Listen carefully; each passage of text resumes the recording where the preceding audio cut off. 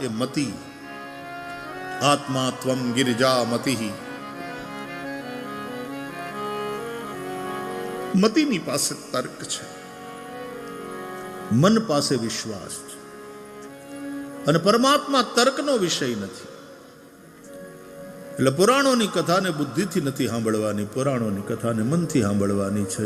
ભક્ત પ્રહલાદ માટે ભગવાન થાંભલો ફાડીને નરસિંહ ભગવાન પ્રગટ થાય એટલે બુદ્ધિ પ્રામાણ્યવાદી હોય ને, રેશનાલિસ્ટ, એમ કે પોસિબલ જ નથી, આવું કઈ થાય? થાંભલામાંથી ભગવાન પ્રગટ થાય ને એ પાછા ઉપરના વળી સિંહનું શરીર ને નીચેનું મનુષ્યનું શરીર. આ બધી ખાલી કાલ્પનિક વાતો છે. બુદ્ધિ પ્રામાણ્યવાદી તો એવું કહેશે, કારણ કે બુદ્ધિથી વિચાર કરે.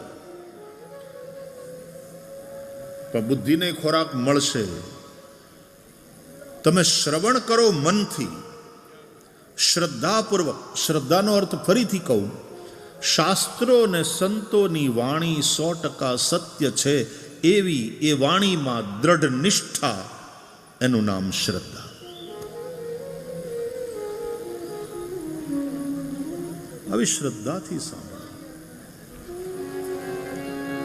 અને સાંભળ્યા પછી મનન કરશો તો જેમ મંથન કરતા માખણ નીકળે એમ એના તાત્પર્ય, એના ગૂઢાર્થ, એ રૂપ માખણ નીકળશે. અને પછી એ મનન રૂપી માખણને તમે તપસ્યાના તાપ ઉપર ચડાવશો તો એમાંથી જ્ઞાન રૂપી ઘી પ્રગટ થશે. અને એ જ્ઞાન રૂપી ઘી એને પછી કોક દિવસ દીવામાં પૂરી, સદગુરુની કૃપા થાય, ઉપરવાળાની કૃપા થાય, અને જો જ્યોત પ્રગટે, દીવો પ્રગટે. કારણ કે યમે વેશ વૃણતે તેન લભ્ય, શાસ્ત્રો કહે છે. અને જો એ જ્યોત પ્રગટી, એમ કે 8 કોઠે દીવા, જ્યોત પ્રગટે. એ જ્યોત એટલે ગોસ્વામી તુલસીદાસજી કહે છે, સોહમસ્મિ ઇતિ વૃત્તિ અખંડા. સોહમસ્મિ બ્રહ્મૈવાહમ અહમ બ્રહ્માસ્મિ. આ જે અનુભૂતિ છે એ જ અખંડ જ્યોત છે, આ જ્ઞાન રૂપી દીવાની. તો શ્રીમદ ભાગવતને પણ અધ્યાત્મ દીપ કહે છે. વ્યાસજીએ પ્રજ્વાલિતો જ્ઞાનમય પ્રદીપ, એવું કહીએ છીએ આપણે. નમોસ્તુ તે વ્યાસ વિશાલ બુદ્ધે, ફુલ્લારવિંદાયત પત્ર નેત્ર, યેન ત્વયા ભારત તૈલ પૂર્ણ, પ્રજ્વાલિતો જ્ઞાનમય પ્રદીપ.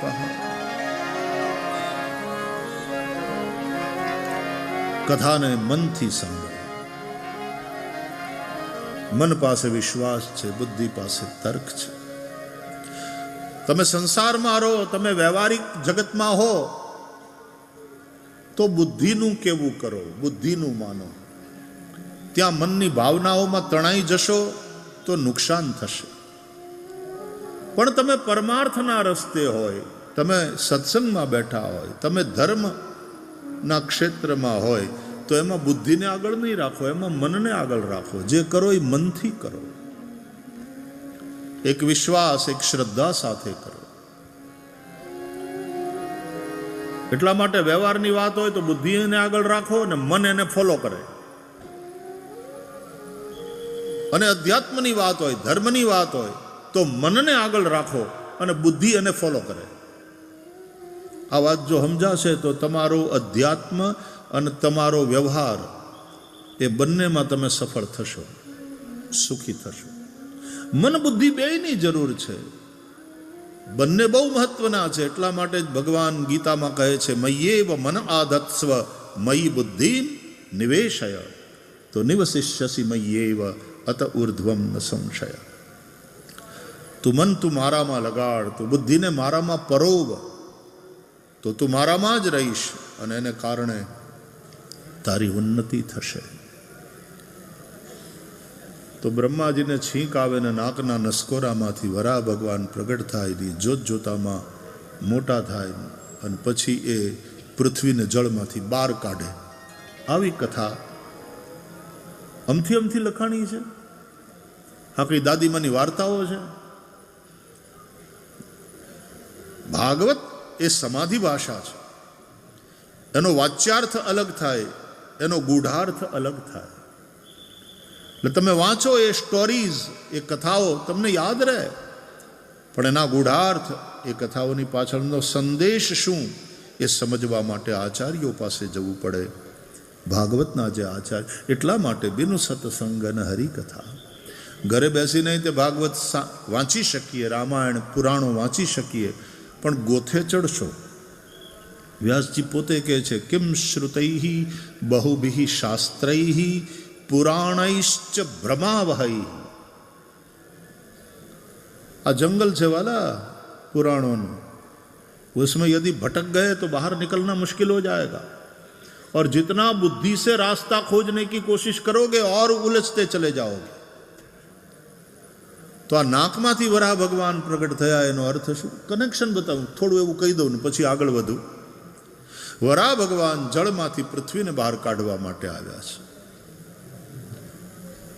જેમ હજી છાશમાંથી માખણ કાઢવાનું બાકી છે, અથવા તો માખણમાંથી ઘી થવાનું બાકી છે. સૃષ્ટિનું સર્જન થઈ રહ્યું છે. Creation is going on. આખા યુનિવર્સનું. તો આકાશ, આકાશથી વાયુ, વાયુથી તેજ, તેજથી જળ, જળથી પૃથ્વી. વરાહ ભગવાન એ શક્તિ છે અને પરમાત્માની શક્તિ છે જે જળમાંથી પૃથ્વી તત્વને બહાર કાઢે. જે પૃથ્વી ઉપર આપણે જીવીએ છીએ. આપ સૌ જાણો છો કે આ પ્લાનેટ અર્થ ઉપર, પૃથ્વીના આ ગ્રહ ઉપર 70% કરતાં વધારે સરફેસ ઉપર પાણી છે.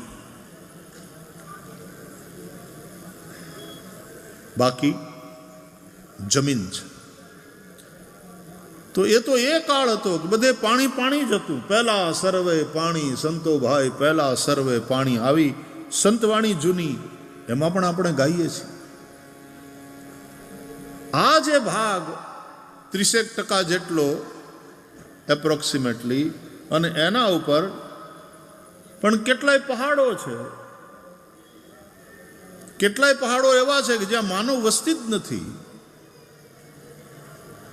કેનેડા જેવો દેશ, એનું જે ક્ષેત્રફળ છે, મોટા ભાગના પહાડો, ને એમાં શિયાળામાં તો નકર્યો બરફ. ખાલી સાઉથની અમેરિકાથી સાથે લાગેલી જે પટ્ટી છે, થોડા मैदानी इलाका, वहीं पर आबादी है. તો જે પૃથ્વીના પટ ઉપર આબાદી છે, માનવો અને સ્થળચરો છે,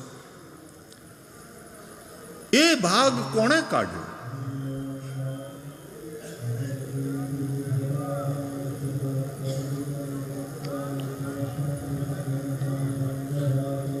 એ કોઈ દેશનો પ્રોજેક્ટ નહોતો. એ મગનલાલ છગનલાલનું કામ નથી. એને કયો કે સ્પીકર આમ ઊંધા ફેરવી નાખે.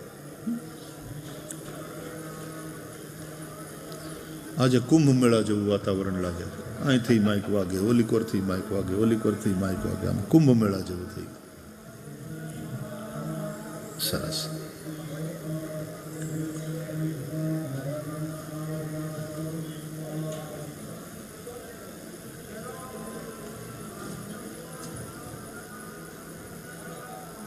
તો જે પૃથ્વી જળમાંથી બહાર નીકળી છે,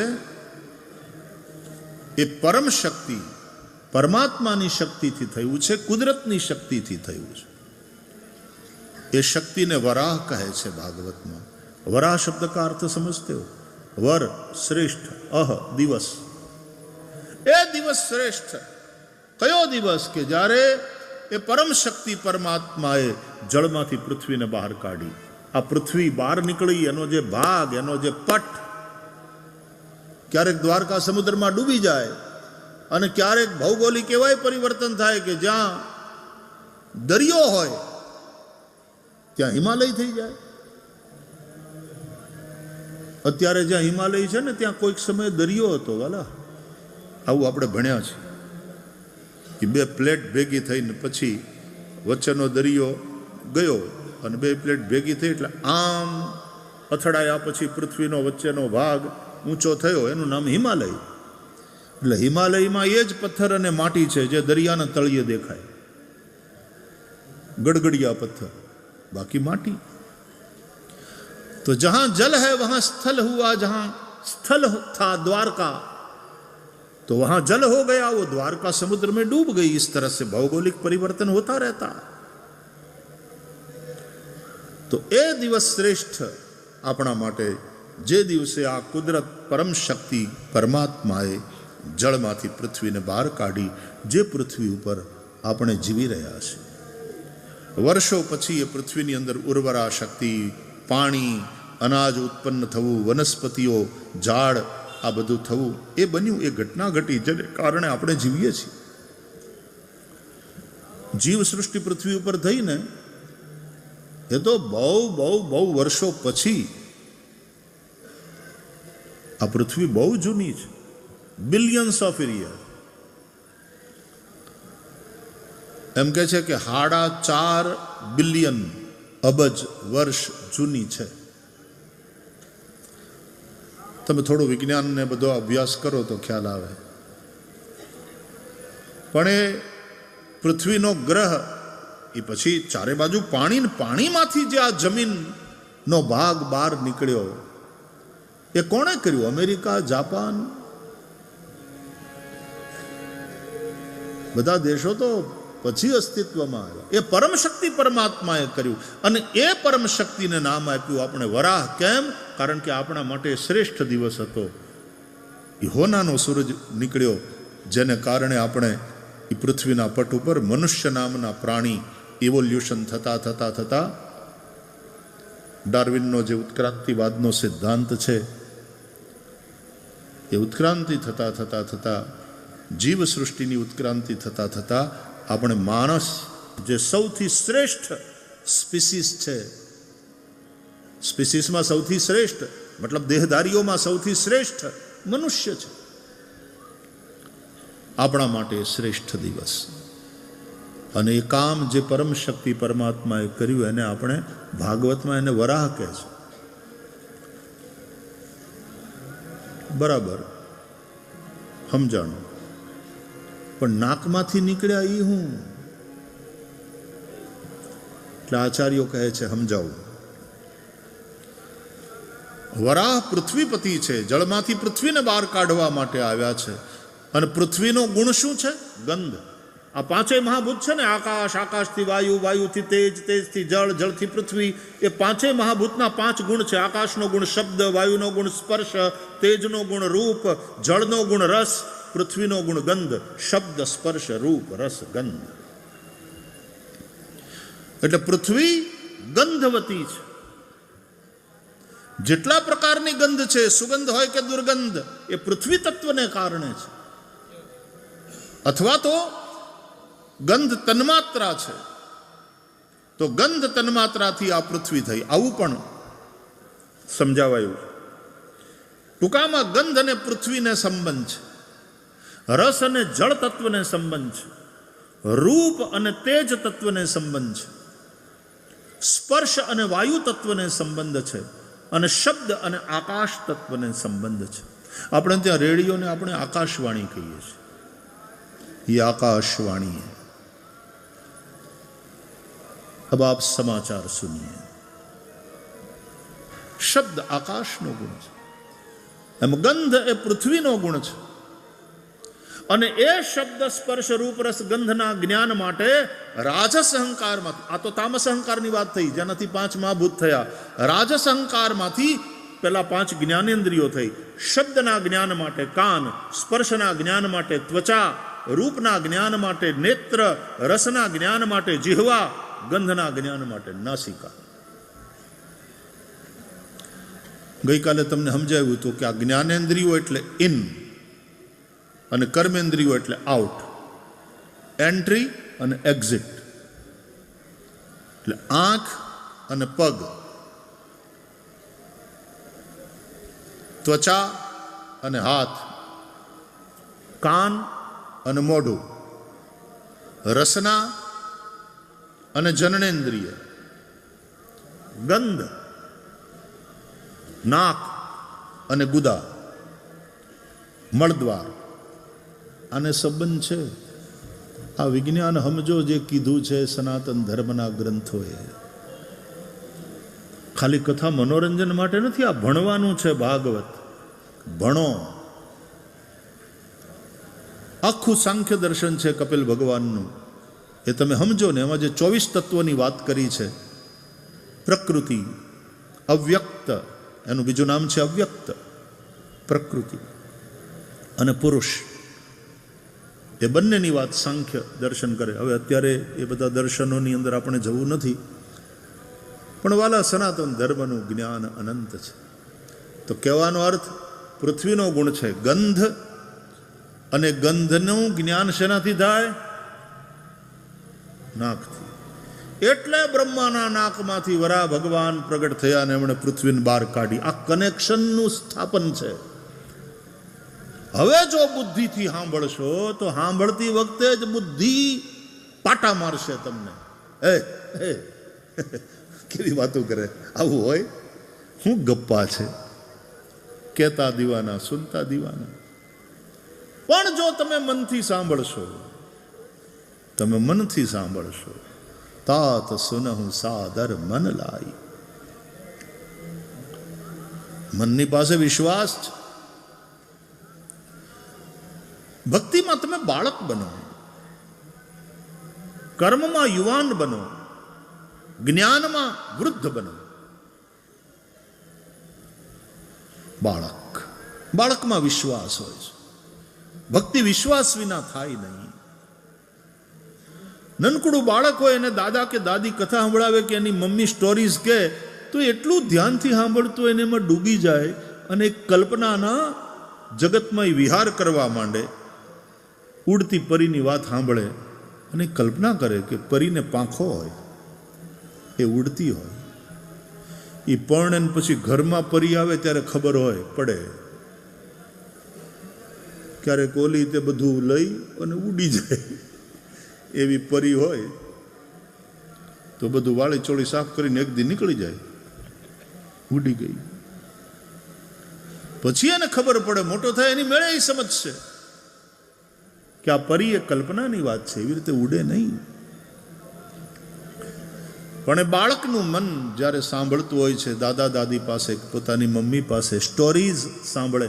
અને છોકરાઓને ઘણાને આદત હોય સૂતા પહેલા સ્ટોરી સાંભળવાની અને સંભળાવવી. આપણા છોકરાઓ વિડીયો ગેમ્સ રમે એના કરતાં વાર્તાઓ સાંભળશે ને, એનાથી એનું કલ્પનાનું વિશ્વ વધારે સ્વસ્થ અને સારી રીતે વિકાસ પામશે. એટલે પહેલાં દાદા દાદી મમ્મી પાસેથી બાળક બનીને સ્ટોરી સાંભળો અને પછી યુવાન થાવ, ભણવા માંડો, પછી વાંચો, પુસ્તકો વાંચો.